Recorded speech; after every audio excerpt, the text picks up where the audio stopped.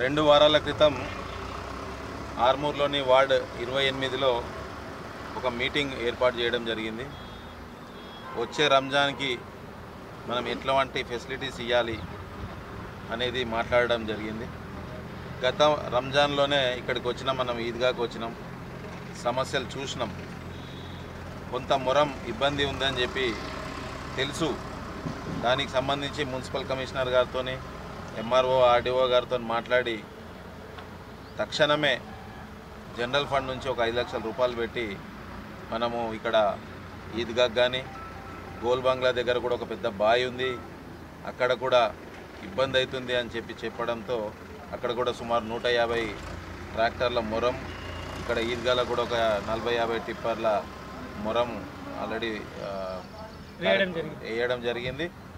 Municipal సిబ్బంది కూడా ఇక్కడనే ఉండి పొద్దున్న నుంచి కూడా ఈ యొక్క కార్యక్రమాన్ని నిర్వహించడం జరుగుతుంది.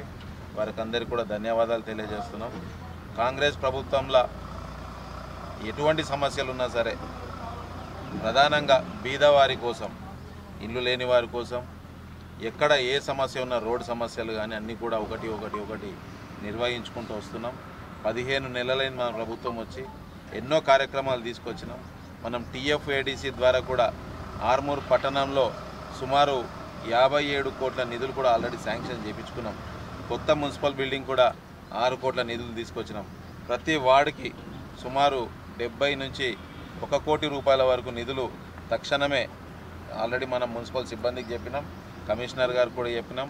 ఎక్కడ ప్రధాన సమస్య ఉందో రోడ్డు కానీ డ్రైనేజ్ కానీ ఆ వ్యవస్థ అంతా కూడా ఎక్కడ ప్రధాన సమస్య ఉంటే అవన్నీ కూడా మెజర్మెంట్ వేసి ఇమీడియట్గా మనం రిలీజ్ చేయాల్సిన అవసరం ఉందని కూడా చెప్పడం జరిగింది.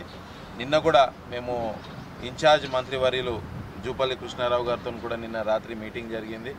ఎక్కడ సమస్యలు ఉన్నా సరే ఆ సమస్యలన్నీ కూడా మంత్రి గారికి, అదే రకంగా మనకి ఇన్ఛార్జ్ ఇక్కడ మనకి ఎమ్మెల్యే గారు ఉన్నారు, బోధాన్ ఎమ్మెల్యే గారు ఉన్నారు, వారికి కూడా ఏ సమస్య ఉన్నా సరే, ఎండాకాలం వస్తుంది, నీటి సమస్య, నీటి ఎద్దడన్నా ఎక్కడన్నా ఉన్నా కానీ అది కూడా మున్సిపల్కి చెప్పడం జరుగుతుంది.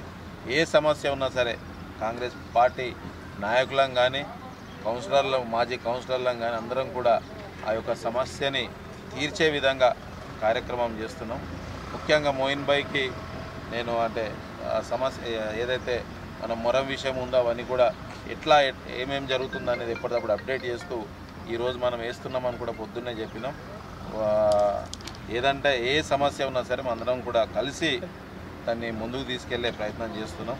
అందరూ కూడా మరొకసారి ధన్యవాదాలు తెలియజేస్తూ మళ్ళీ రంజాన్ రోజు ఇక్కడికే వచ్చి మీ అందరినీ కూడా కలుస్తానని చెప్పి కూడా తెలియజేస్తాం.